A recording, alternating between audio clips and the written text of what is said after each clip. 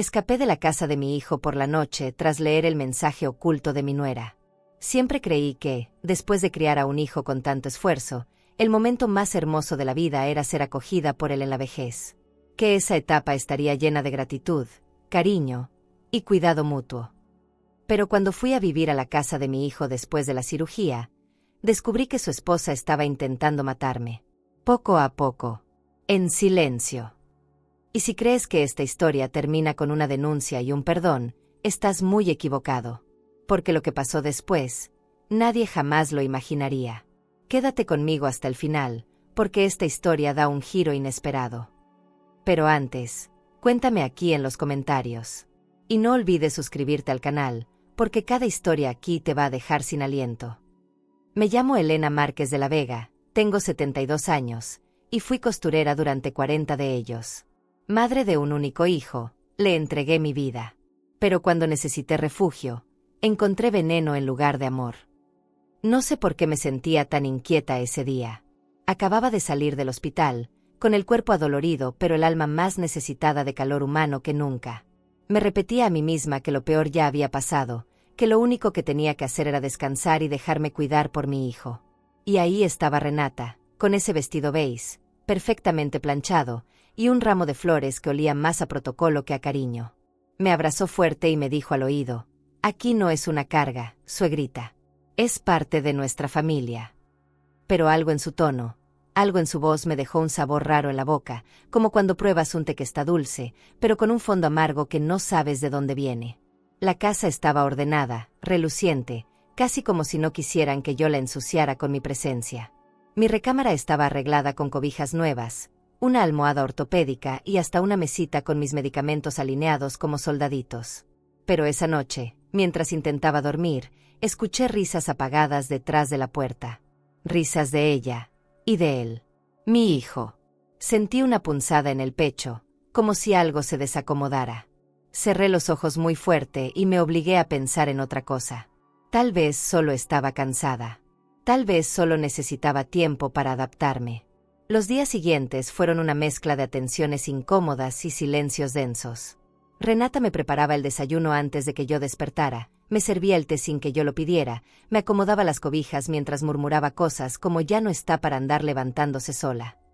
Luis, en cambio, apenas me miraba. Se encerraba en su estudio y salía solo para comer. Yo trataba de sonreír, de no ser una molestia, de no hablar mucho.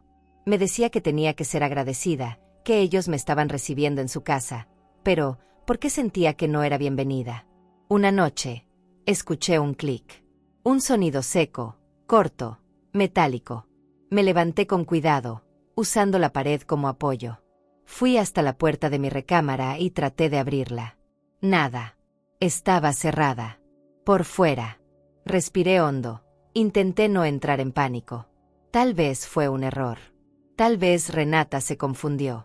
Esperé unos minutos, sentada al borde de la cama, con el corazón retumbando en los oídos. Después, el clic sonó otra vez. Esta vez, la puerta se abrió. Y ahí estaba ella, con su bata de satén y esa misma sonrisa, como si nada hubiera pasado. «¿Todo bien, suegrita?» Tuvo frío. Traté de convencerme de que eran ideas mías. De que la operación me había dejado más vulnerable, más sensible, más desconfiada. Pero cada vez que Renata me sonreía, yo sentía que me estaba estudiando. Como si midiera mis pasos, mis palabras, mis silencios.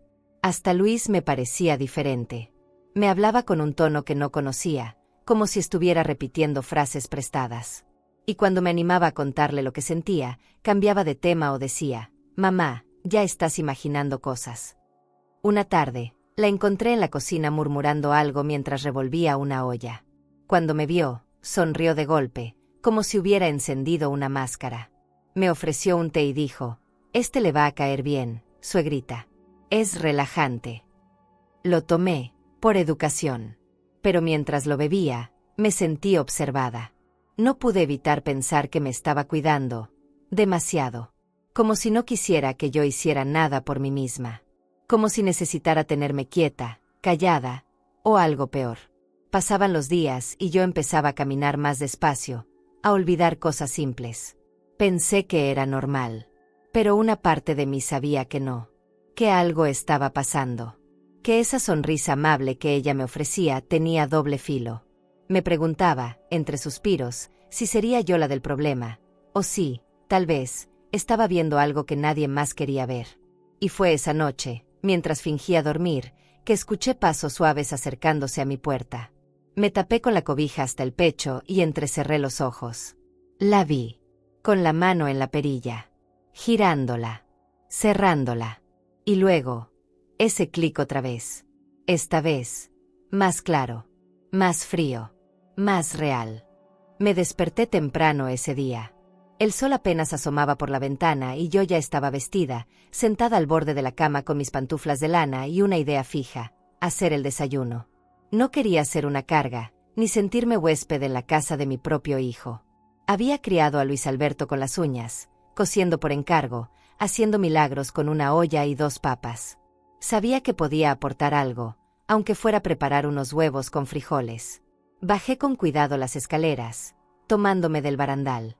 Y cuando entré a la cocina, Renata ya estaba ahí. Perfecta.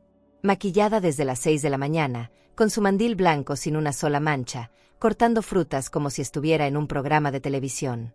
Le dije, con voz bajita, que quería cocinar algo. Me miró un segundo, solo un segundo, y después sonrió. Ay, suegrita, usted ya hizo suficiente en su vida. Ya no tiene que andar batallando con sartenes. Me estiró la mano, suave pero firme, y me quitó la cuchara de madera que yo ya tenía en la mano. Fue un gesto tan rápido, tan natural, que por un momento me sentí tonta, como si estuviera interfiriendo en algo que no me correspondía. Volví a sentarme en la mesita del rincón, esa que estaba pegada a la ventana, y me quedé mirando cómo cocinaba. Todo era preciso, casi frío, sin una pizca de calor humano. Luis bajó 20 minutos después.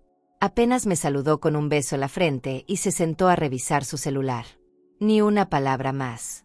Yo trataba de iniciar conversación, preguntarle cómo iba el trabajo, si la niña, mi nieta, seguía con las clases de inglés, pero él solo asentía o respondía con monosílabos. Ajá, sí, todo bien, luego te cuento, ma. Me dolía, aunque no lo decía. A veces uno espera que los hijos se den cuenta solos, pero los hombres tienen esa manera de evadir lo que incomoda. Renata, en cambio, se reía. Se reía de todo, hasta de mis comentarios más serios. Ay, suegrita, usted es un amor, decía, y luego le ponía más miel al té que me había preparado. Después del desayuno, quise ayudar a recoger la mesa. Pero otra vez, la misma sonrisa educada. No, no, no. Usted siéntese. Esto lo hago rápido. Y me empujó, con cuidado, hacia el sillón del comedor. Sentí que me apagaban por dentro, como si estuvieran desconectándome de todo lo que me daba sentido. Cocinar, conversar, sentirme útil, eran cosas simples, sí, pero eran mías. Y poco a poco, sentía que me las estaban quitando. Con amabilidad, sí, con dulzura fingida, pero quitándomelas igual. Esa tarde, mientras regaba unas plantas en el patio, escuché a Renata hablando por teléfono. No la vi, pero su voz era clara. Decía algo como no se tarda mucho en dormirse y después se rió. No entendí el contexto, y preferí pensar que hablaba de otra cosa, de alguien más. Me negaba a creer que hablaban de mí, pero dentro de mí, la duda empezaba a crecer como una raíz torcida. Le conté a Carmen por mensaje que me sentía rara, que la casa me pesaba, que Luis ya no era el mismo. Ella me respondió con un solo emoji de corazón, pero lo entendí como te creo, amiga. Esa noche, intenté decirle a Luis que extrañaba mi casa, que tal vez, pronto, podía volver aunque fuera unos días. Y ahí fue cuando lo vi. Esa forma en que bajó la mirada, como si no pudiera sostenerla. Es por tu bien, ma. Acá estás mejor cuidada, dijo. Pero no era eso lo que me dolía. Me dolía que no me viera, que no me escuchara, que no se preguntara, al menos una vez, cómo me sentía en realidad. Subí a mi recámara más cansada emocionalmente que físicamente. Me miré al espejo y me vi apagada, como si algo de mí se estuviera yendo. Pensé en mi esposo, en su voz, en cómo me decía que nunca me dejara borrar, que siempre defendiera mi lugar. Y ahí supe que, aunque no entendiera todo, algo no estaba bien. Empecé a fijarme más. No por paranoia, sino por instinto. Ese que las madres desarrollamos cuando un silencio pesa más que un grito. Me di cuenta de que cada vez que me sentía más cansada o mareada, era después de tomar el té que Renata me preparaba con tanto entusiasmo. Siempre era ella quien insistía: tómeselo calientito, suegrita. Le va a caer de maravilla. Yo le sonreía. Claro, ¿qué más podía hacer? Una no quiere parecer desconfiada en la casa de su propio hijo. Pero por dentro, algo no cuadraba. Algo no sabía a paz. Un día, mientras Renata estaba en el mercado y Luis seguía encerrado en su estudio, me armé de valor y fui a la cocina. Abrí la alacena donde ella guardaba los tés. Tenía más de 20 frascos con etiquetas pegadas con esmero, algunas con nombres que ni siquiera conocía. Valeriana, pasiflora, raíz de no sé qué. Revisé uno por uno, sin saber exactamente qué buscaba. Pero encontré uno que me heló la sangre. No tenía etiqueta. Era un frasco de vidrio opaco, mal cerrado, con un polvo fino y un olor amargo. Lo volví a su lugar en silencio, como si tocarlo me hubiera contaminado. Esa noche, me quedé despierta más tiempo del habitual. No tomé el té. Dije que me dolía el estómago y que prefería solo agua. Renata no dijo nada, pero algo en su rostro cambió. Fue apenas una sombra, un temblor en la comisura de los labios. Después, me deseó buenas noches con esa dulzura que ya no me tragaba. Me metí a la cama temblando. No por el frío, sino por la duda que me empezaba a enredar el alma. Pasaron 2 días sin té. Me sentía mejor. Más alerta. Podía caminar con más seguridad, sin esas náuseas constantes, sin esa somnolencia que me hacía dormir más de lo normal. No se lo dije a nadie. ¿Cómo iba a decirle a mi hijo que sospechaba que su esposa me estaba drogando? Me daba vergüenza hasta pensarlo. Me parecía imposible. Pero los síntomas hablaban por sí solos. Y el cuerpo no miente, aunque la mente intente suavizar la realidad. Luego vino el desmayo. Estaba limpiando mi mesita de noche cuando sentí que el mundo se inclinaba. Fue como si el suelo se hubiera movido bajo mis pies. La habitación giraba, los colores se fundían y el aire se volvió denso. Lo último que recuerdo es mi mano buscando el borde de la cama. Después, nada. Me desperté en el sofá de la sala, sola, sin una manta, sin un vaso de agua. Solo mi cuerpo tirado, como si no importara. Como si nadie hubiera notado mi ausencia. Renata llegó poco después con bolsas del supermercado. Cuando me vio despierta, soltó un "ay, suegrita", que me pareció más actuación que susto. Se desmayó porque no comió bien, otra vez, dijo al aire, como justificándose, aunque yo no había preguntado nada. Me sonrió como siempre, y me acarició el cabello como si fuera una niña tonta que no entendía lo que pasaba. Esa noche lloré en silencio. No por debilidad, sino por rabia. Por sentirme atrapada en un lugar donde cada gesto amable tenía filo. Y porque empezaba a sospechar que todo estaba calculado. Que cada paso que Renata daba no era por amor, sino por algo más. Algo oscuro. Algo peligroso. Esa tarde buscaba mis lentes por toda la casa. No estaban en el buró, ni en el baño, ni entre los cojines del sillón donde a veces me sentaba a leer las revistas viejas de Renata. Pensé que quizás los había dejado en la sala, cerca de la ventana, donde solía tejer por las mañanas. Me agaché con dificultad, abriendo cajones que no me pertenecían. Ahí fue cuando lo encontré. En el tercer cajón de un mueble blanco, entre papeles de seguros y sobres viejos, había una hoja arrugada, como si la hubieran querido esconder, pero sin mucho esmero. Al principio, creí que era una lista de compras.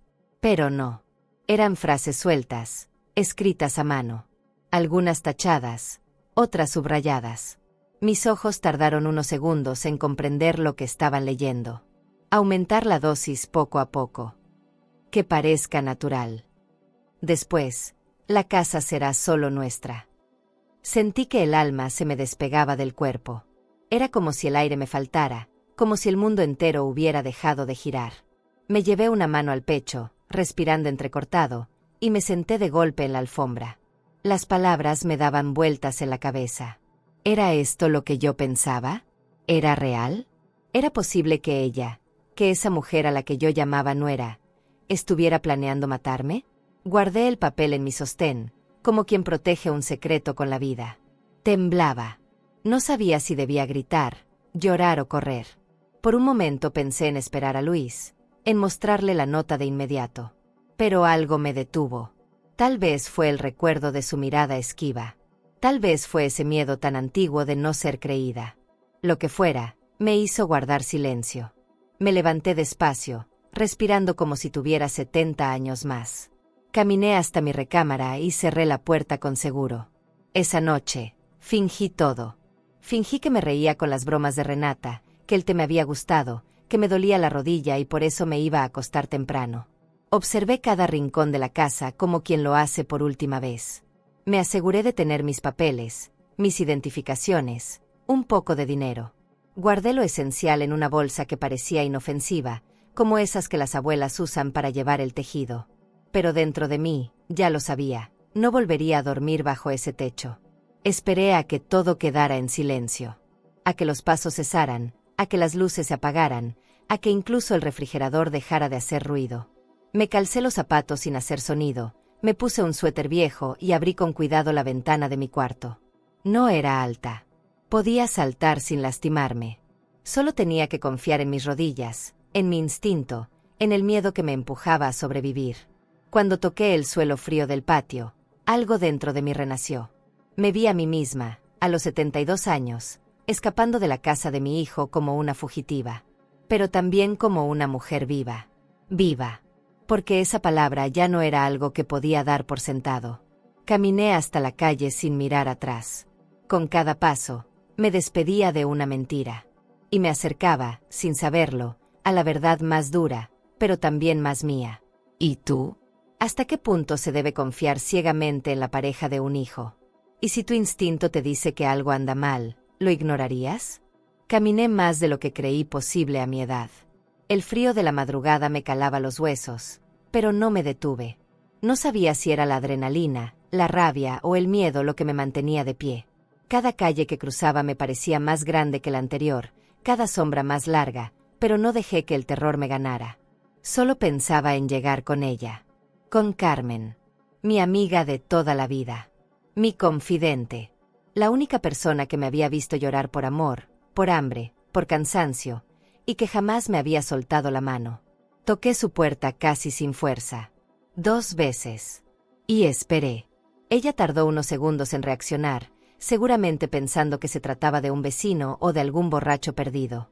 Pero cuando abrió y me vio ahí, temblando, con la bolsa colgando del brazo y los ojos desorbitados, no preguntó nada. Me abrazó de inmediato, sin palabras. Me metió a su casa envuelta en cobijas y me sirvió un café con pan, aunque eran las 3 de la mañana.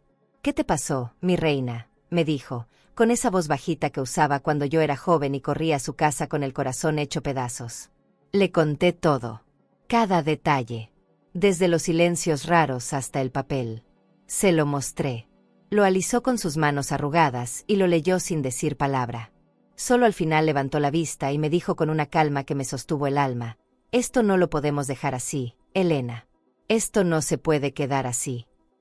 Sentí que podía respirar por primera vez en semanas. Lloré como no había llorado en años. No solo por lo que había pasado, sino por la bendición de tener a alguien que me creyera sin dudarlo. Pasé los 2 días siguientes en su casa, recuperando fuerzas. Carmen no me soltó ni un segundo. Me preparaba comida caliente, me dejaba dormir cuanto quisiera y me acompañaba a caminar por el patio cuando sentía que el cuerpo me pesaba más de la cuenta. «No estás sola, mi reina», repetía. Y esas palabras eran bálsamo. Me hacían recordar que todavía había amor verdadero en este mundo, de ese que no necesita excusas ni condiciones.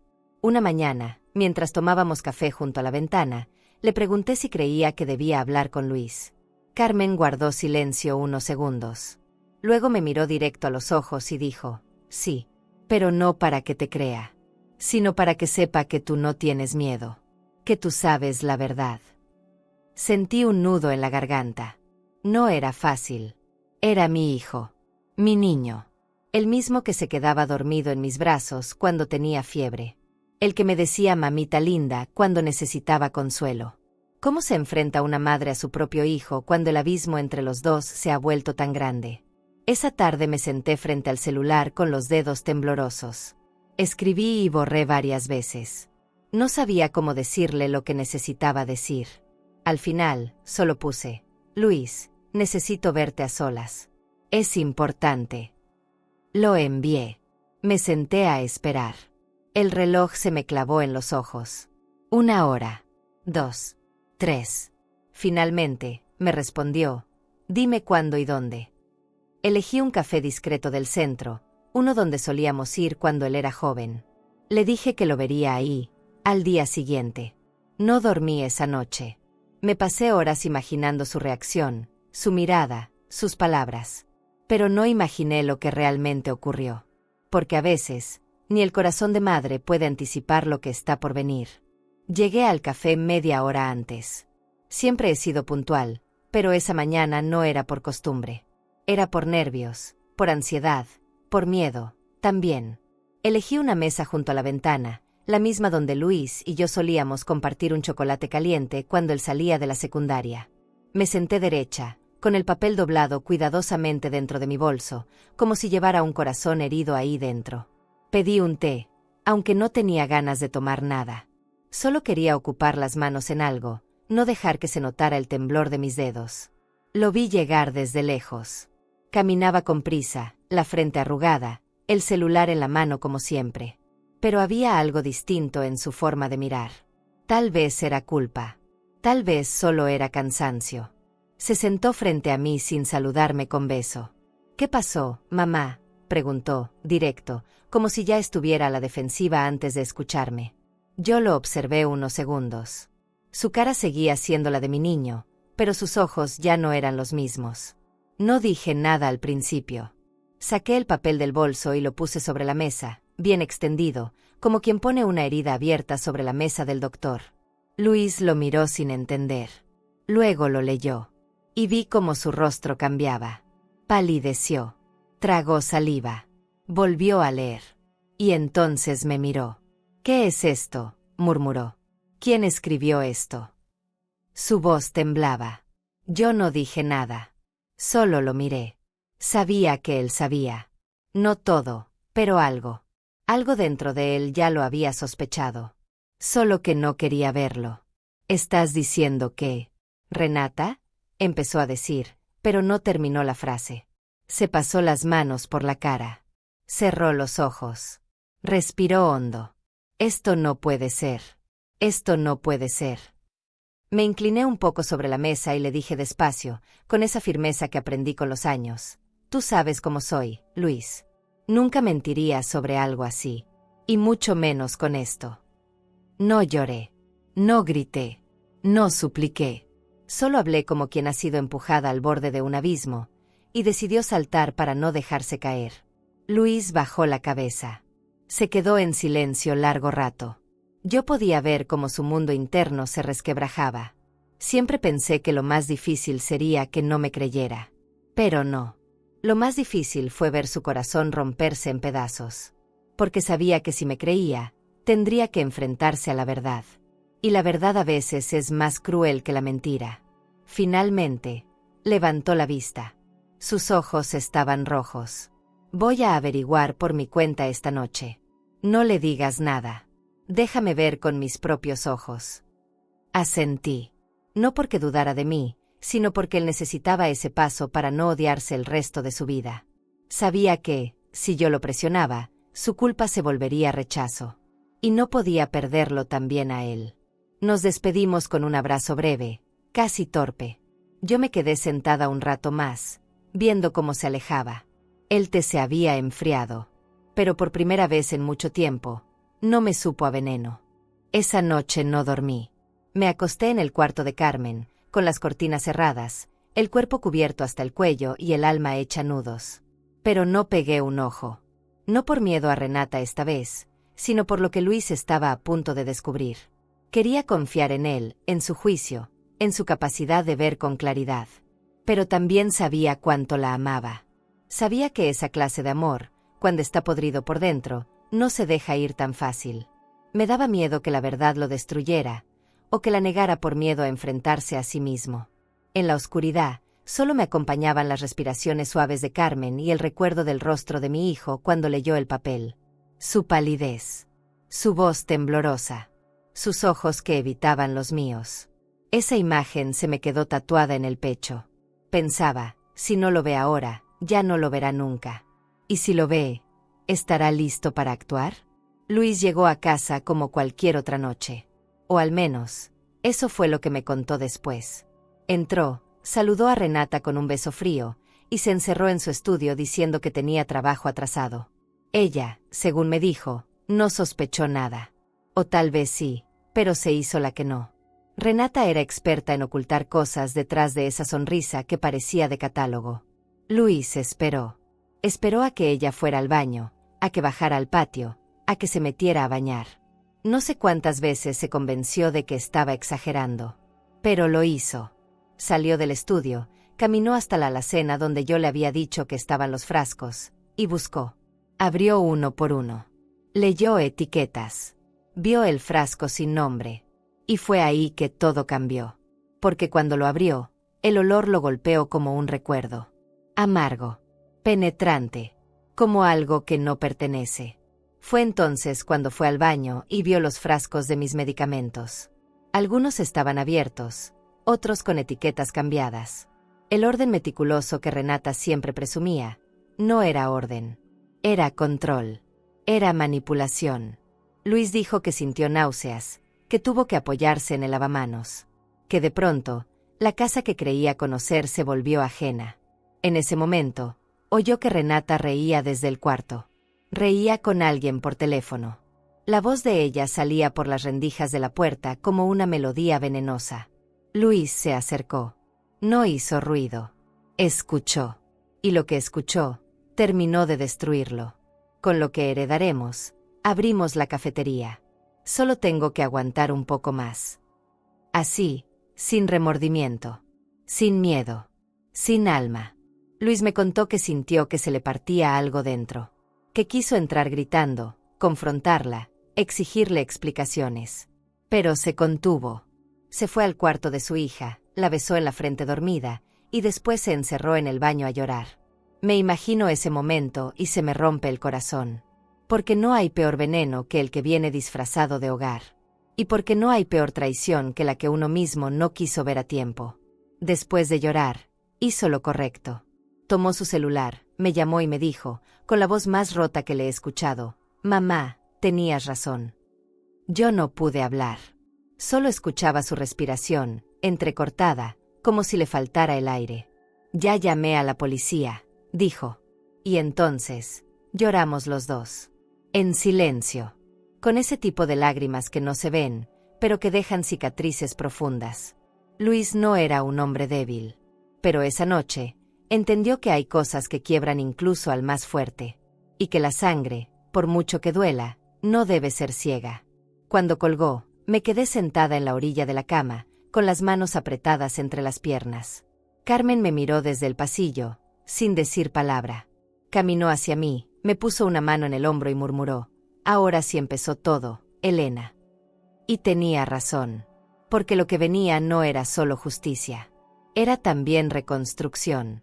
Era volver a mirarse en el espejo y decidir qué hacer con esa versión rota de uno mismo que queda después de una guerra así.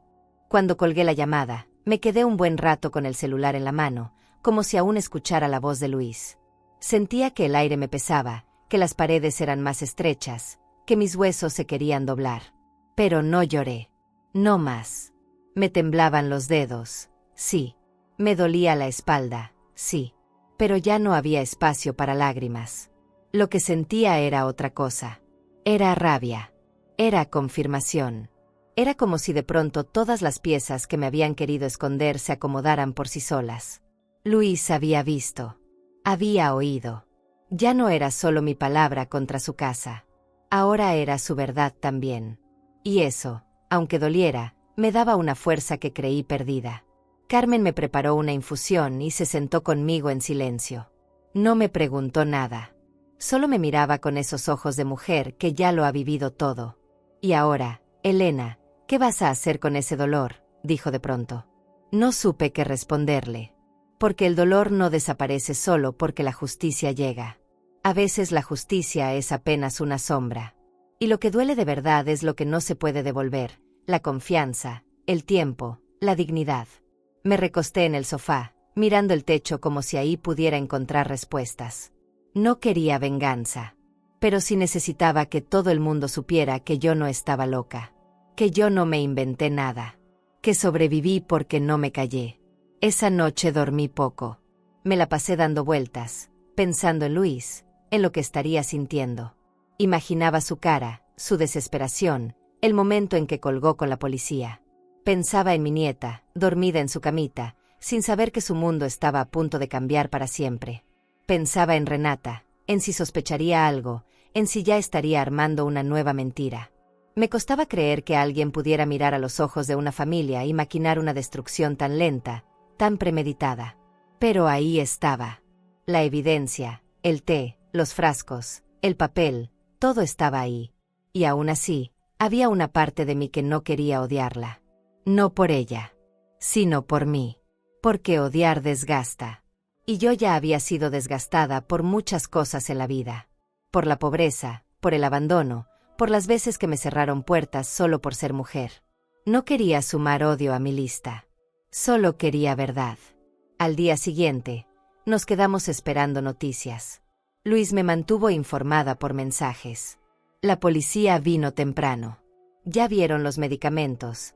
Ya leyeron los mensajes del celular. Me dijeron que era cuestión de horas. Y yo no sabía si eso me daba alivio o más angustia.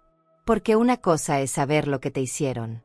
Y otra muy distinta es ver a esa persona esposada frente a ti, siendo arrastrada por sus propias decisiones. A las 3 de la tarde, Luis me llamó. Su voz ya no temblaba. Pero se le oía derrotado. Se la llevaron, dijo. Renata, se la llevaron. No pude evitar cerrar los ojos y dejar caer la cabeza hacia atrás. Fue como un peso que se soltaba, pero que al mismo tiempo dejaba un vacío. Luis no dijo mucho más. Solo me pidió que no dijera nada a la niña. Que esperáramos unos días. Que necesitaba pensar cómo explicarle algo tan sucio en palabras limpias. Está bien, le respondí. Haz lo que tengas que hacer. Yo estoy aquí. Y colgamos. No hubo te quiero. No hubo despedida tierna.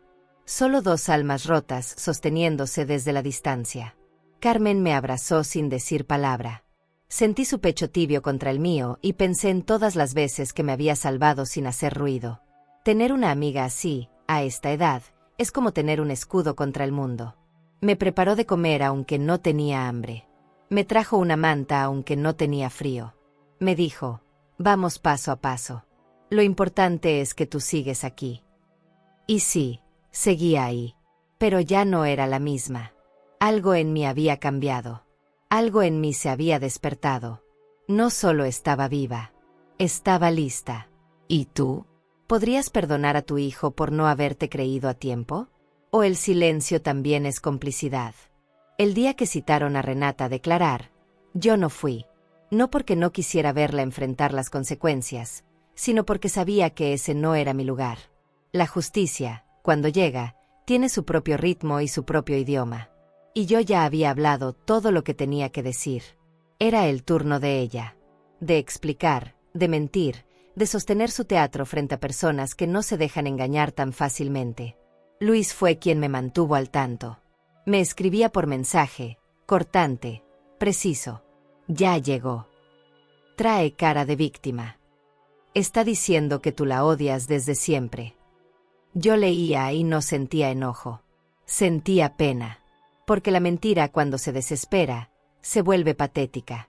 Renata se presentó con su mejor ropa, según me dijo Luis. Maquillada, con ese aire de yo no fui que usaba cada vez que hacía algo sucio y quería lavarse las manos. Dijo que yo estaba descompensada. Que a mi edad era normal la paranoia. Que ella jamás me haría daño. Que lo que hacía era por amor a la familia. El cinismo con el que hablaba, según las palabras de mi hijo, era tan frío que daba miedo. Ni una sola lágrima. Ni un solo temblor en la voz. Parecía convencida de su papel. Pero las pruebas la fueron rodeando, como un lazo que se aprieta sin hacer ruido. Los peritos encontraron restos de sustancias no prescritas en el frasco de mi té favorito. Analizaron mi sangre de los días previos, gracias a unos exámenes que me había hecho en el hospital, y confirmaron que había trazas de algo que no debía estar ahí. Las conversaciones del celular hablaban por sí solas. Los audios, los mensajes, las notas de voz. Todo apuntaba a una intención clara de eliminarme sin dejar rastro. Luis me confesó que al ver las pruebas, ya no hubo espacio para la duda. Lo que él había querido pensar que era exageración o malentendido, se convirtió en evidencia sólida. Y ahí fue cuando sintió asco. No por ella, por sí mismo. Porque él la eligió. Porque él la defendió. Porque me miró a los ojos y me pidió que dejara de imaginar cosas. Yo nunca se lo restregué. Nunca le dije, te lo dije. Pero él lo sabía. Se le notaba en los hombros encorvados, en la voz apagada, en la forma en que ya no podía sostenerle la mirada a nadie. Ver a la mujer que amó en esa silla, negándolo todo con tanto descaro, lo quebró. Y también lo liberó. Porque a veces, ver la oscuridad de alguien sin filtros, es la única forma de salir del hechizo. Renata intentó manipular hasta el final. Dijo que la estaban difamando, que yo había falsificado el papel, que Luis la quería sacar de la casa para volver a vivir conmigo. Usó cada argumento posible, incluso los más absurdos. Pero la realidad era más fuerte. Luis me contó que el fiscal, en un momento, se limitó a mirarla y decir: «Usted no está actuando como alguien que teme haber sido malinterpretada. Está actuando como alguien que fue atrapado». Ese fue el quiebre. Ahí se descompuso su personaje. Empezó a perder el control. A gritar. A señalar. A lanzar culpas como quien lanza piedras sin dirección. Ese día, Renata dejó de ser la nuera ejemplar, la esposa perfecta, la mujer pulcra de sonrisa amplia. Se convirtió en una sombra más de esas que viven de lo que otros construyen. Y eso, en cierta forma, fue su castigo más inmediato. Luis me llamó en la noche, con la voz seca, y me dijo: «Mamá, ya no sé si estoy triste o aliviado. Pero ya no estoy ciego». Esa frase, aunque corta, fue como si me devolvieran un pedazo de alma que se me había escapado en los últimos meses. Después de que se la llevaron, no vino el descanso que imaginaba. No fue como apagar una vela o cerrar una puerta. Fue más bien como quitarse una espina que ha estado enterrada tanto tiempo que, al salir, deja un hueco sangrante. Las primeras noches no dormí. Me acostaba, cerraba los ojos, y todo volvía. La voz de Renata deseándome buenas noches, el clic de la puerta cerrándose por fuera, la textura del papel que había escondido como mi vida misma. Cada detalle se me repetía como un eco. Y no podía parar la mente. Como si aún estuviera allá, atrapada, esperando otro día, otro té, otro silencio. Carmen me acompañaba en las madrugadas. Nos sentábamos en la cocina con una cobija sobre las piernas, tomando café negro como si fuera el único escudo contra tanto recuerdo. Ella me hablaba de sus dolores, de su marido, de sus hijos. Me hacía reír con historias del pasado, me distraía con pequeñas cosas. Pero yo sabía que lo hacía para que no me cayera del todo. Lo agradecía. No lo decía en voz alta, pero lo sentía en los huesos. Porque cuando una ha sido traicionada tan de cerca, la confianza no regresa tan rápido. Ni siquiera en una misma. Soñaba mucho. A veces con mi hijo cuando era niño, otras con mi esposo fallecido, otras veces con Renata parada en la puerta de mi cuarto, con esa sonrisa sin alma. Me despertaba sudando, temblando, con la garganta cerrada. Y al día siguiente, caminaba por la casa de Carmen como un fantasma. No quería que me viera así. Siempre había sido la fuerte, la que solucionaba, la que protegía. Y ahora, me sentía tan chiquita, tan desarmada, como si me hubieran arrancado capas que me costaron años construir. Luis venía a verme cada 3 días. Traía comida, medicinas, flores. Me miraba con una mezcla de culpa y ternura que me partía el corazón. No sabía cómo comportarse conmigo. A veces hablaba mucho, como para llenar el vacío. Otras, se quedaba callado, solo me tomaba de la mano y bajaba la mirada. En uno de esos silencios, me dijo: «No sé cómo pedirte perdón, ma». Yo le respondí algo que ni yo esperaba: «No me pidas perdón. Solo hazlo distinto de ahora en adelante». Me miró con los ojos vidriosos. Asintió. Y en ese gesto, entendí que algo se había roto, sí. Pero también algo se estaba reparando. Una tarde me preguntó si quería volver a vivir con él. Me lo dijo despacito, como quien ofrece una segunda oportunidad sin saber si la merece. No supe qué decir. Parte de mí quería decir que no. Que ya no confiaba en esas paredes, en esos espacios que se habían vuelto hostiles. Pero otra parte, una más vieja, más sabia, me susurraba que el perdón no siempre se pide con palabras, sino con acciones. Luis estaba intentando recomenzar. No sabía cómo, pero estaba dispuesto. Y eso, después de todo, era un acto de amor. Le pedí tiempo. Le dije que necesitaba sanar primero, que todavía no dormía bien, que todavía soñaba con puertas cerradas y tazas de té. Me miró con una tristeza que no supe cómo consolar. Nos abrazamos. Largo. Silencioso. Como esos abrazos que no borran el pasado, pero te ayudan a caminar hacia adelante. Carmen nos miró desde la ventana y sonrió. No dijo nada, pero sus ojos lo decían todo. Sabía que no era el final, que apenas estábamos cruzando el puente entre el daño y la reconstrucción. Volver a esa casa fue una decisión que no tomé de un día para otro. Me costó. Me lo pensé en las noches largas, cuando el insomnio me abrazaba con manos frías y las preguntas no me dejaban en paz. ¿Qué significaba regresar? ¿Era traicionarme a mí misma? ¿Era negar lo que había pasado? ¿O era más bien una forma de demostrarme que podía volver a mirar el miedo sin agachar la cabeza? Porque esa casa ya no era solo paredes y techo. Era el escenario de una herida, sí, pero también era el lugar donde crecieron mis recuerdos, donde vi a mi hijo convertirse en padre, donde mi nieta aprendió a caminar. No quería que todo eso se pudriera por culpa de alguien que ya no estaba. No quería vivir exiliada por el crimen emocional de otra persona. Luis me lo preguntó una vez más, con voz baja, como si todavía temiera asustarme. ¿Estás segura, ma? Y yo solo asentí. No dije mucho.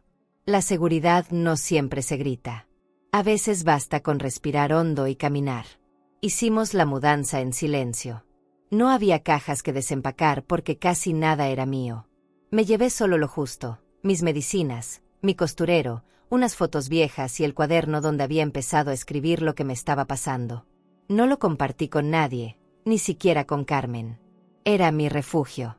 Ahí podía poner en palabras lo que todavía no entendía del todo. El dolor, la traición, la incertidumbre, todo eso se quedaba entre las hojas, como una manera de no cargarlo en el cuerpo. Entré a la casa con paso lento pero firme. Luis había limpiado todo, había cambiado las sábanas, había puesto flores frescas en un florero nuevo. Pero el aire era el mismo. Había algo en el olor, en la luz que entraba por la ventana, en el silencio que ya conocía. Me costó respirar los primeros minutos. Fue como si el pecho se me apretara y el estómago me avisara que no estaba del todo lista. Pero no retrocedí.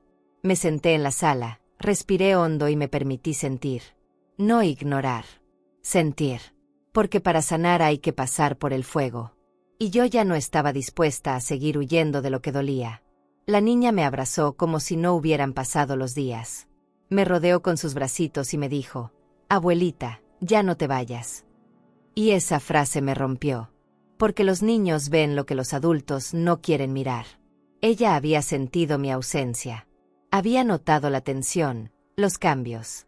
Y aún así, me recibía con amor. Eso me dio fuerza. Me aferré a su ternura como si fuera un ancla. Y me prometí no volver a permitir que nadie apagara esa conexión que teníamos. Nadie más iba a ocupar mi lugar desde la falsedad. Nadie más iba a usar mi rol para cubrir intenciones oscuras. Yo iba a ser, de nuevo, su abuela. Con todo lo que eso significaba. Los primeros días fueron raros. No incómodos, pero sí raros. Luis intentaba llenar cada espacio con actos de reparación. Me cocinaba, me acompañaba al médico, me compró una radio nueva para que escuchara mis boleros. Pero yo sabía que no se trataba de compensar. Lo que yo necesitaba no era que me sirvieran la comida en bandeja, sino que me devolvieran la confianza, la dignidad, el derecho a estar sin miedo. Por eso, más allá de lo que él hacía, lo que más valoraba era cuando se sentaba conmigo sin decir nada. Solo estar. sin prisa, sin fingir, como si estuviéramos aprendiendo a convivir otra vez, desde el respeto mutuo. La casa seguía siendo la misma, pero yo no. Caminaba por los pasillos con otra mirada. Observaba cada rincón con esa mezcla de memoria y cautela. A veces encontraba una taza que había usado Renata, una libreta con su letra, un aroma que me la recordaba. Y sí, me dolía. Pero ya no me destruía. Me obligué a no huirle a esos rastros. Porque negarlos sería como darle más poder. Y no pensaba darle más espacio del que ya se había llevado. Empecé a limpiar esos recuerdos, no con rabia, sino con decisión. Saqué cosas, regalé otras, quemé algunas. No porque quisiera borrar, sino porque necesitaba respirar. Luis me dio acceso a todos los papeles de la casa. Me entregó las escrituras, los documentos del seguro, las llaves de todos los cajones. «Esto es tuyo, ma», dijo, como quien entrega una corona que siempre debió estar ahí. Yo los recibí en silencio, pero por dentro sentí un cierre. Como si al fin, después de tanto andar, hubiera recuperado algo que me pertenecía no por derecho legal, sino por historia. Esa casa era mía porque ahí había sembrado amor. Porque ahí había llorado, cocinado, cuidado. Y si alguien había intentado sacarme, era solo porque sabía cuán fuerte era mi presencia. Una tarde encontré una caja que no recordaba. Estaba en lo alto del armario de mi cuarto. La bajé con cuidado y la abrí. Eran cartas. Cartas de mi esposo. Escritas a mano, con esa letra que tanto me costaba leer pero que amaba por encima de todo. Las había guardado sin intención de volver a ellas, pero ahí estaban. Leí la primera con las manos temblorosas. Decía cosas simples, cotidianas. Pero al final, había una frase que me desarmó: si algún día la vida se vuelve oscura, acuérdate de quién eres. Y no dejes que nadie te haga dudarlo. Cerré los ojos. Me abracé a esa carta. Sentí que él me hablaba desde otra dimensión, pero no para salvarme, sino para recordarme que yo ya me había salvado sola. Volví a leer esas cartas durante varios días. No todas de una vez. Era como si tuviera que dosificarlas, como si cada una fuera una cucharada de una medicina antigua que iba directo al alma.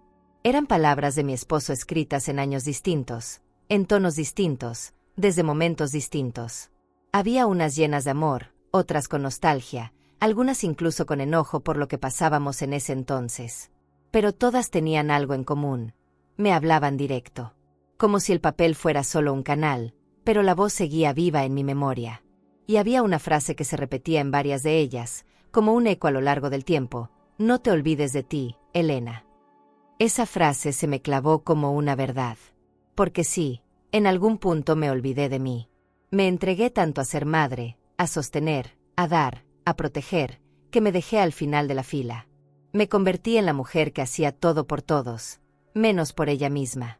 Y cuando Renata apareció en nuestras vidas, fue como si esa versión apagada mía hubiera sido la invitación perfecta para alguien como ella. Porque la gente como ella se alimenta del silencio, del cansancio, de la culpa. Y yo estaba llena de eso. Pero esas cartas me estaban devolviendo poco a poco las piezas que me faltaban. Una en particular me sacudió. Fue escrita justo después de que Luis cumplió 15 años. En ella, mi esposo hablaba de su miedo a dejarme sola si algo le pasaba. Decía: Elena, si algún día no estoy, solo te pido una cosa: no te rindas ante nadie. Ni siquiera ante los que amas.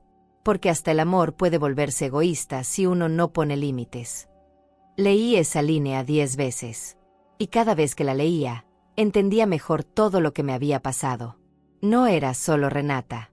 Era también el miedo de Luis. Su ceguera. Su dependencia emocional. Todo tenía raíz. Todo tenía explicación. Pero ya no buscaba explicaciones. Buscaba decisiones. Decidí entonces que la casa iba a llevar mi nombre. No por vanidad. No por venganza. Sino porque era una forma de anclar mi historia en ese lugar. De escribir con firmeza lo que antes estaba solo con lápiz. Fui con Luis y le pedí ir al notario. Él no preguntó por qué. Solo dijo que sí.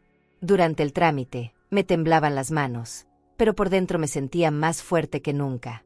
Firmé cada documento como si estuviera firmando un nuevo pacto conmigo misma. Y cuando todo quedó legalmente registrado, salí del edificio con la frente en alto. No había marcha atrás. Era mi casa, mi historia, mi lugar. Luis me abrazó al salir. No dijo nada, pero su abrazo fue distinto. Ya no era el de un hijo culpable, sino el de un hombre que empezaba a ver a su madre como mujer. Como alguien con historia, con batallas, con voz. Me llevó a comer tamales a un puestito que conocíamos desde hacía años. Comimos sentados en una banquita, sin elegancia, pero con verdad. Me habló de su infancia, de sus errores, de su miedo de convertirse en un hombre como su padre. Yo lo escuché, sin juzgar. Porque a veces el dolor también construye puentes, y ese día, entre tamal y tamal, uno se empezó a levantar entre nosotros. Regresamos a casa al atardecer. Me senté en el jardín, frente a un rincón que siempre estuvo abandonado. Miré ese pedazo de tierra y supe que ahí tenía que plantar algo. No flores decorativas. No arbustos sin alma. Algo con raíz, con fuerza, con futuro. Al día siguiente fui al vivero y compré un árbol joven, de esos que crecen lento pero fuerte. Lo plantamos juntos, Luis, mi nieta y yo. Cada uno echó un poco de tierra, como un símbolo de que todo lo que habíamos pasado no había sido en vano. Al final, puse una pequeña piedra tallada a mano que decía, aquí florece la verdad. Esa noche dormí como no lo hacía en meses. Profundo, sin sobresaltos. Y soñé con él, con mi esposo. No fue un sueño dramático, ni de esos que hacen llorar. Fue sencillo. Estábamos en una cocina vieja, tomando café. Él me miraba con sus ojos de siempre y decía, te tardaste, pero llegaste. Me desperté con una sonrisa y una lágrima cayendo por la mejilla. Me sentía en paz. Y sobre todo, me sentía completa. ¿Y tú? Después de una traición tan profunda, ¿se puede volver a confiar en el mismo techo? ¿O es mejor empezar desde cero? La justicia no llega con sirenas ni con aplausos. Llega despacito, casi en silencio, como una lluvia fina que apenas se siente, pero que va empapando todo. Los días siguientes al trámite de la casa fueron calmos en apariencia, pero por dentro había una tensión que no me dejaba relajar del todo. Luis recibía notificaciones del juzgado, citaciones, informes médicos, copias de chats. Yo trataba de no preguntar mucho, pero escuchaba sus llamadas desde la cocina. Sí, ya entregamos los análisis. Sí, ella afirmó. Mi madre está disponible para testificar si es necesario. Su voz era firme, distinta. Estaba cansado, pero comprometido. Por primera vez, no escapaba de los hechos. Me llamaron a declarar. Fui con los documentos, el papel que encontré, los medicamentos que Renata había manipulado. Me temblaban las manos cuando hablé, pero no la voz. No lloré. No exclamé. Solo conté. Con la serenidad de quien ya no necesita convencer, sino simplemente contar su verdad. El juez me miraba con respeto, como si entendiera que detrás de cada palabra había meses de miedo, de dudas, de soledad. Me preguntó si estaba segura de lo que afirmaba. Le respondí que no habría apostado mi vida si no lo estuviera. Él asintió. No necesitaba decir más. Renata había contratado un abogado nuevo. Un tipo joven, engominado, con voz firme y argumentos débiles. Intentó presentar a Renata como víctima de un malentendido, como una mujer desbordada por el estrés de cuidar a una anciana enferma. Luis estaba ahí, detrás de mí. Sentado, callado, con las manos entrelazadas. Cuando escuchó eso, bajó la cabeza. Yo lo sentí desde la silla. Era el peso de la culpa, de haber permitido tanto, de haber sido ciego por tanto tiempo. Pero no lo juzgué. El silencio también es parte del duelo. Los peritos clínicos hablaron de los componentes encontrados en los frascos, de las inconsistencias en los tratamientos. La fiscalía expuso los audios, los mensajes, los archivos recuperados del celular. Todo fue cayendo sobre Renata como piezas de dominó. Y sin embargo, ella no lloró. No gritó. No se quebró. Mantuvo ese mismo rostro que tanto me había perturbado, frío, elegante, vacío. Yo la observaba y me preguntaba si alguna vez había sentido algo real por alguien. O si todo había sido una farsa meticulosa, como un guión escrito para obtener lo que quería. El juicio avanzó lento. Día tras día. Preguntas, testigos, pruebas. A veces salíamos del tribunal sin saber si estábamos más cerca del final o no. Pero yo ya no tenía prisa. Había esperado mucho para llegar hasta ahí. No me importaban los titulares, ni los comentarios de vecinos, ni el que dirán. Solo quería que la verdad quedara escrita, aunque fuera en letras legales. Porque lo que no se nombra, se repite. Y yo no iba a permitir que mi historia quedara silenciada como tantas otras. El último día del juicio, Renata finalmente habló. No para pedir perdón, ni para explicar. Habló para sí misma. Como si ya no le hablara a nadie. Yo no quería esto, dijo. Yo solo quería una vida mejor. Todo esto se fue de las manos. Nadie respondió. Ni siquiera su abogado. El juez anotó algo. La fiscal miró al frente. Luis me tomó la mano por debajo de la mesa. Fue la primera vez que lo sentí temblar. Y fue la primera vez que vi en sus ojos no solo tristeza, sino compasión. No por ella.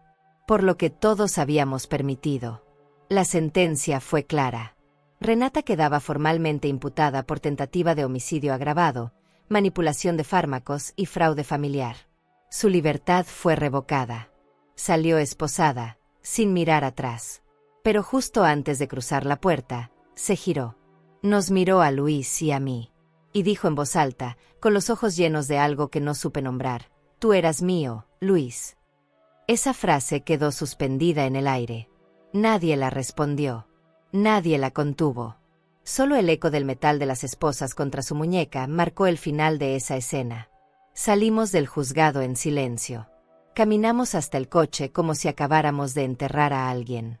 Porque en cierto modo, así era. Habíamos sepultado una etapa, un vínculo, una mentira. Luis me abrió la puerta y esperó a que me sentara. Luego se subió, encendió el motor, y se quedó quieto un segundo.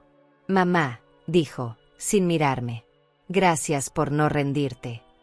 Y eso fue suficiente. No hacía falta más. Porque esa frase encerraba todo lo que habíamos atravesado. Y lo que, por fin, habíamos cerrado. Después del juicio, no regresamos directo a casa. Luis me propuso pasar unos días en un pueblo cercano, lejos de todo, solo para respirar. Al principio dudé. Nunca había sido de huir, pero tampoco sabía si tenía fuerza para regresar de inmediato a los mismos pasillos, a los mismos olores, a la misma silla donde tantas veces fingí que todo estaba bien. Pero accedí. Nos fuimos los tres, él, mi nieta y yo. Rentamos una cabañita de madera con un jardín amplio, rodeado de árboles y con un columpio que crujía con el viento. Ahí, por primera vez en meses, escuché la risa de mi nieta sin peso, sin doble fondo. Su risa limpia, su voz llamándome abue, sus manos llenas de tierra mientras me decía: «Mira, planté una semilla como tú». Esa frase se me quedó grabada. Porque sí, eso había hecho. Había plantado algo en medio del dolor. Una semilla de dignidad, de verdad, de memoria. Y ahora ella, con su inocencia sabia, lo repetía sin saber el peso que sus palabras cargaban. Pasamos las tardes recogiendo hojas secas, pintando piedras, leyendo cuentos bajo el sol. Luis cocinaba, ella corría, y yo simplemente existía. Respiraba. Dormía sin sobresaltos. Despertaba sin miedo. Fue como si ese pedacito de tierra ajena me hubiera devuelto algo mío que había perdido en el camino: la calma. Cuando regresamos, la casa ya no me pareció una trampa. Tal vez porque yo había cambiado. Ya no entré con los hombros encogidos. Entré erguida, con la mirada limpia. Saludé a cada rincón como si los estuviera presentando a mi nueva versión. Mi cuarto estaba como lo había dejado. El árbol que plantamos seguía creciendo.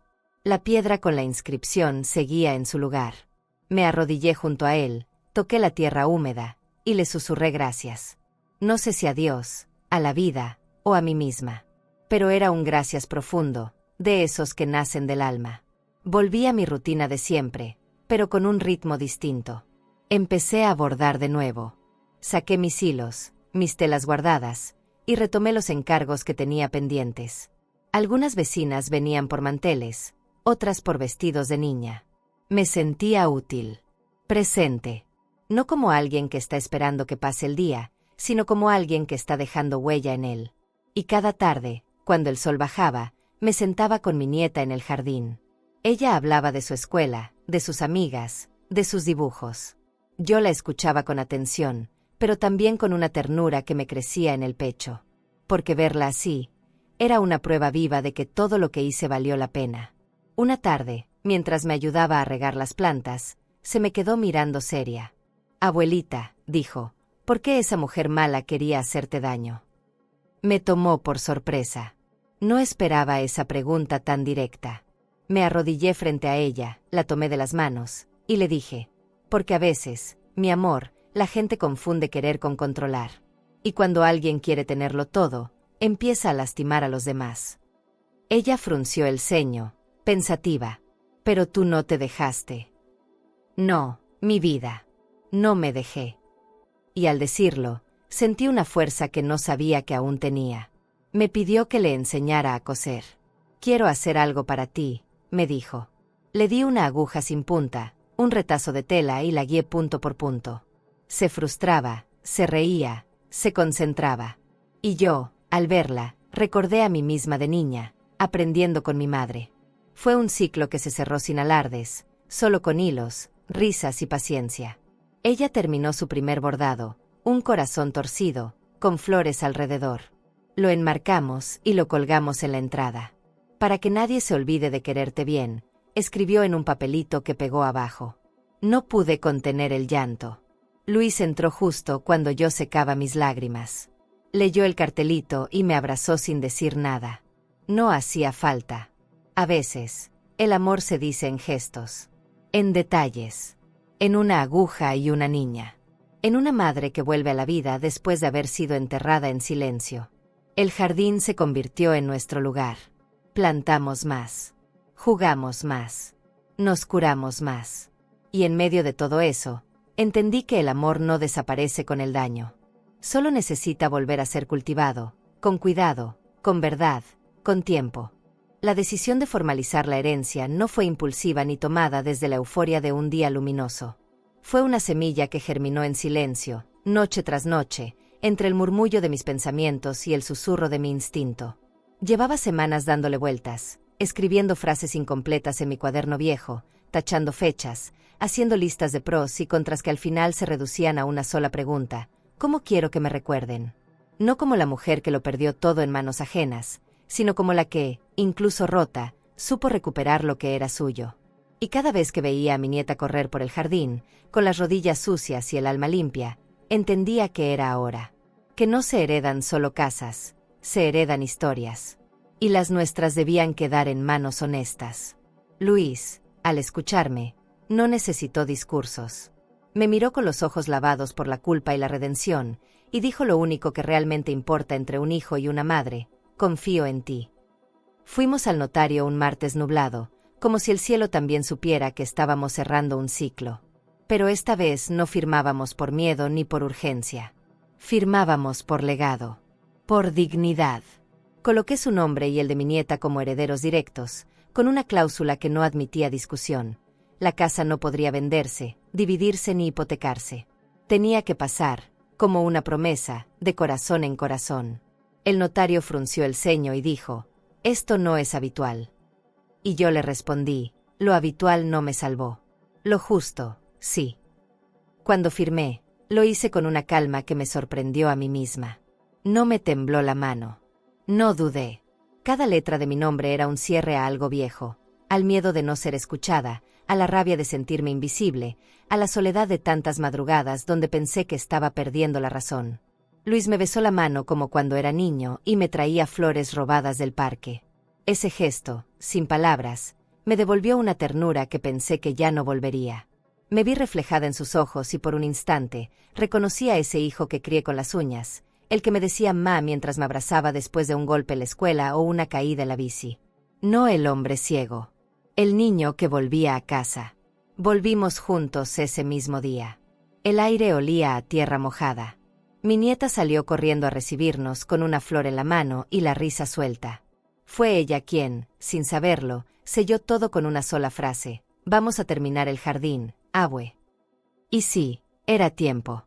Nos arremangamos, Sacamos guantes, palas, tierra negra, macetas de colores. Luis trajo música, ella trajo su alegría, y yo traje el alma abierta. Plantamos flores de todos los colores. Nos ensuciamos hasta los codos. Cada flor tenía un significado secreto: el perdón, la paciencia, la reconstrucción. Ese jardín se volvió testigo de nuestra reconciliación silenciosa, sin grandes declaraciones, pero con actos que decían más que cualquier disculpa. Cuando terminamos, quedamos los tres mirando el árbol que plantamos meses atrás.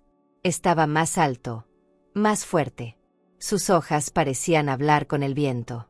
Su sombra ya empezaba a proteger. Luis propuso un nombre. Pensó un segundo y sonrió. Pero fue la niña quien se adelantó. Se llama Esperanza. Y todos asentimos. Porque eso era. No un símbolo vacío. Era una promesa viva. De que lo que dolió, florece.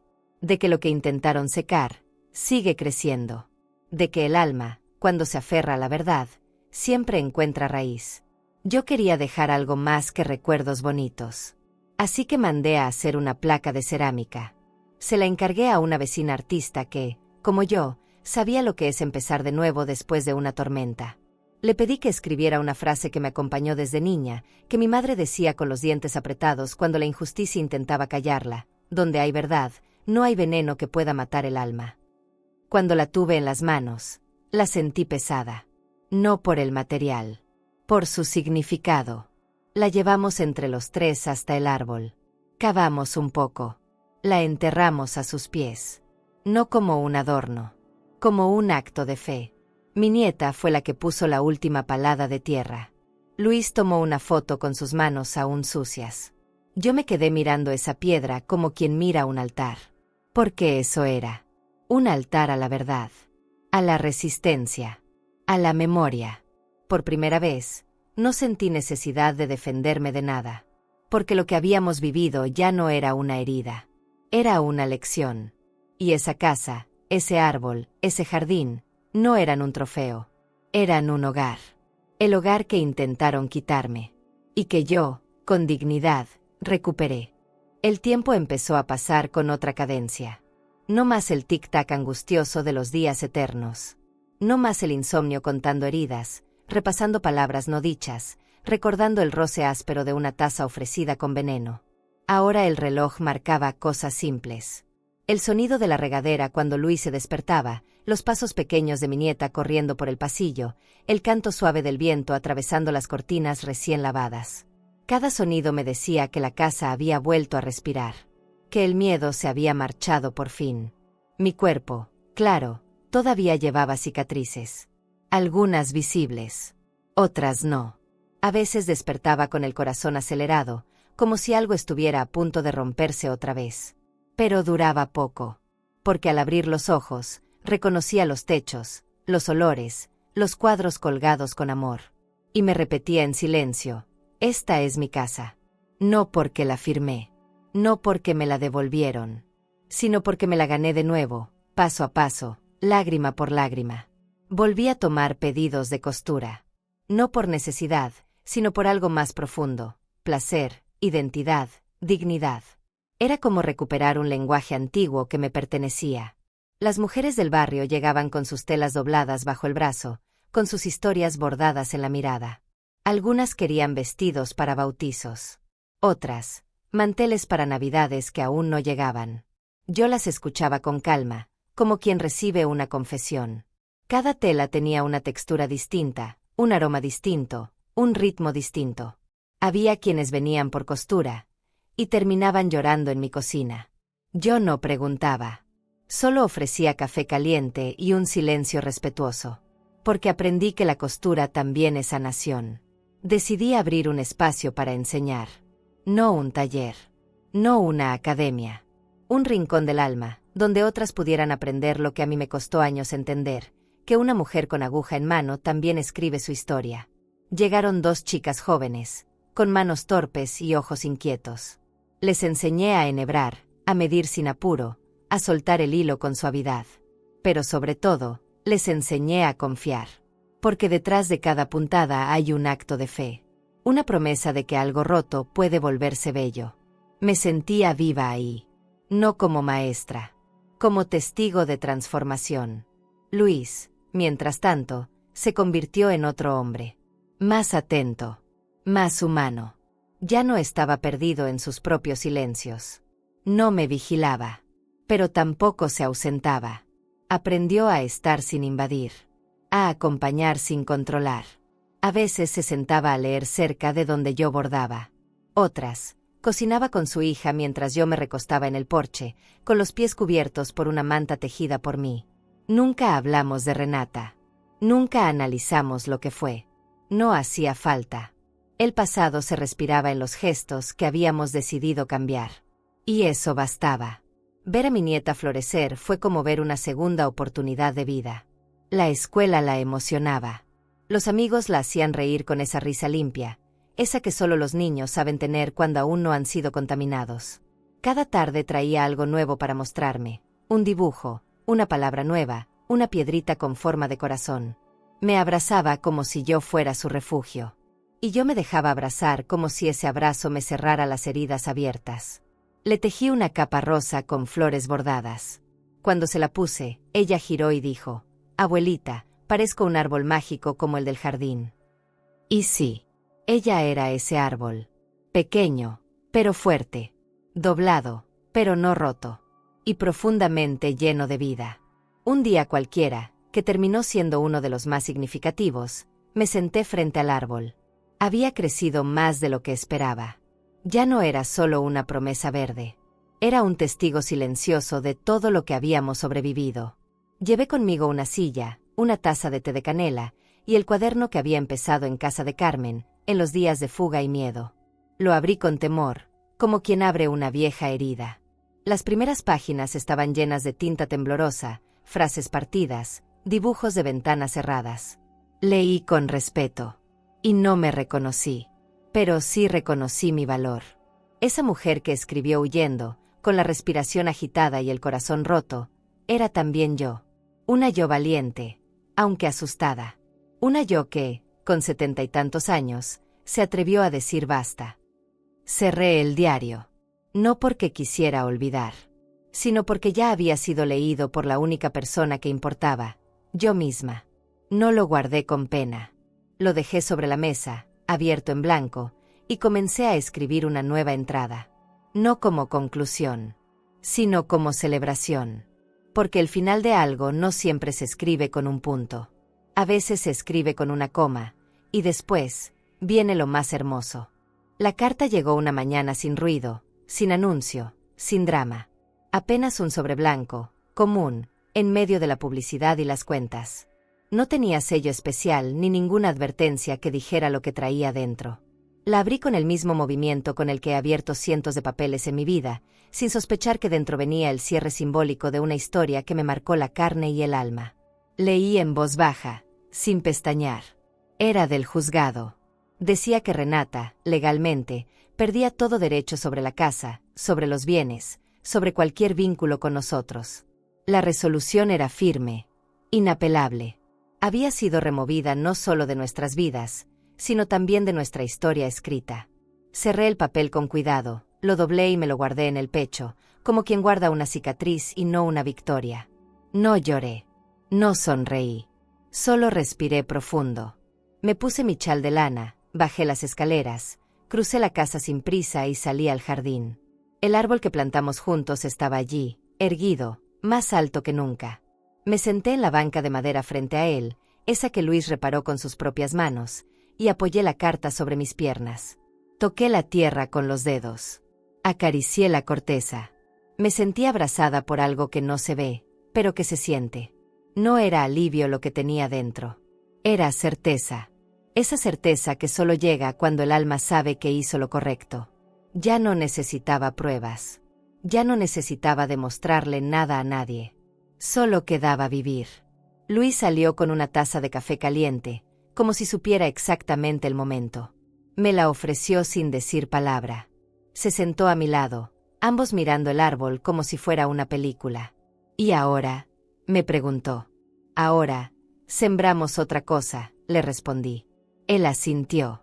No preguntó más. La niña salió corriendo detrás de nosotros, con su cuaderno de dibujos en una mano y una caja de colores en la otra. Se tiró sobre el pasto y empezó a trazar, sin darnos tiempo a mirar. Cada tanto levantaba la vista hacia el árbol, me miraba, sonreía, y seguía dibujando. Le pregunté qué hacía. Estoy dibujando nuestra familia. Pero esta vez, con raíces. Me quedé en silencio. Porque esa frase, tan sencilla, decía todo. Habíamos vivido como ramas separadas, empujadas por el viento, dobladas por la tormenta. Y ahora, después del caos, estábamos echando raíces. Reales. Limpias. Profundas. Luis se emocionó. Me tomó la mano con cuidado. Gracias por no haberte ido, Ma. Gracias por quedarte incluso cuando yo me fui sin moverme. Le apreté los dedos. No necesitábamos más palabras. El perdón no siempre se dice. A veces, se cultiva. Día a día. Gesto a gesto. Esa tarde recibimos visitas. Carmen vino con pan dulce, una vecina trajo dulces de leche, un primo lejano de Luis llegó con semillas nuevas para plantar. El jardín se llenó de voces, de risas, de vida. Todos sabían algo. Nadie preguntaba nada. Me abrazaban largo, me hablaban con cuidado, como si supieran que no todo se olvida, pero que se puede aprender a caminar con el recuerdo. Les mostré la placa bajo el árbol. La leyeron en silencio. Nadie comentó. Pero todos la entendieron. Donde hay verdad, no hay veneno que pueda matar el alma. Y en esa tierra ya no crecía el miedo. Solo la historia. Esa noche, mi nieta me pidió que le contara una historia de verdad. No una de princesas, no una de dragones. Una historia donde las personas hicieran cosas reales. Me senté en su cama, le acaricié el cabello y le hablé de una mujer mayor, valiente, que descubrió un secreto terrible. Le conté cómo huyó, cómo lloró, cómo nadie le creyó al principio. Cómo sobrevivió no por magia, sino por coraje. Le conté de Carmen, del papel, del café con su hijo, del árbol. Le conté sin nombres, pero con emoción. Ella me miraba con los ojos bien abiertos. Al final me preguntó, ¿y qué hizo esa mujer después? Le respondí sin dudar, vivió. Con fuerza, con verdad, con amor. Dormí esa noche profundamente, en paz, sin sueños inquietos. Al despertar, supe que algo había cambiado. La casa tenía otro aroma. El sol entraba distinto por las ventanas. Me miré en el espejo y me vi con arrugas, con canas, con historia, pero con brillo en los ojos. Me hice un café, abrí el diario, y escribí la última página. Hoy planté algo más que un árbol. Planté una nueva forma de estar. Y eso, para mí, ya es milagro suficiente. Cerré el cuaderno, lo guardé en la caja donde estaba la carta, y la sellé con una cinta azul. No lo volvería a abrir. No porque quisiera olvidar, sino porque ya lo había transformado. Unos días después, llegaron más cartas. Invitaciones, saludos, mensajes. Una fundación de mujeres quería que contara mi historia. Una periodista del pueblo quería hacer un reportaje. Una escuela me pidió que enseñara a las niñas a bordar. Me sentí halagada, pero también cautelosa. Esta historia, mi historia, no era un espectáculo. Era una vida. Respondí que sí, pero a mi manera. Pedí que no se usaran nombres, que se respetara la intimidad, que cada palabra saliera del alma. Si iba a hablar, sería para sanar, no para impresionar. En el primer taller de costura que di en la escuela, una niña me preguntó si yo también había tenido miedo alguna vez. Le respondí, el miedo me acompañó durante meses. Dormía conmigo, comía conmigo, caminaba conmigo. Pero nunca lo dejé manejar mi vida. Las niñas aplaudieron. No entendían todo, pero lo sentían. Y eso me bastó. Me di cuenta que, aunque el veneno quiso matarme en silencio, lo que sobrevivió en mí fue más ruidoso, más firme, más brillante. Hoy, al escribir estas palabras, estoy sentada bajo el árbol. Luis prepara el almuerzo. Mi nieta pinta piedritas. Y yo no necesito nada más. Esta es mi victoria. No gané dinero. No gané fama. Gané lo más difícil, volver a mí. Volver a mi historia sin tener que esconder las partes oscuras. Abrazarlas. Nombrarlas. Y seguir. Porque donde hay alma, no hay veneno que pueda matar. Y yo sigo aquí. ¿Y tú? ¿Qué es más difícil, sobrevivir a la traición o aprender a vivir después de ella? Escapé de la casa de mi hijo en plena noche, después de leer un mensaje oculto que mi nuera había dejado. En ese instante, entendí que no estaba segura allí, y lo que hice después marcó el principio de mi libertad. Y si esta historia te impactó, no puedes perderte lo que pasó cuando mi nuera me robó la casa y me dijo: solo sirves para mi pensión. Lo que ella no sabía es que esa pensión dependía de mí, y la congelé sin pensarlo 2 veces. Yo dejé aquí en la pantalla final ese video. Mi nuera me robó la casa y dijo: solo sirves para mi pensión. Pero yo congelé su pensión. No te lo pierdas, porque cada paso de dolor puede ser también el primero hacia tu justicia. A vida encina, más nem sempre avisa. Suscríbete al canal y dale like al video para acompañar historias de mujeres fuertes, silenciosas y llenas de cicatrices que el tiempo no apagó. Porque detrás de cada mirada madura, hay segredos que todavía arden.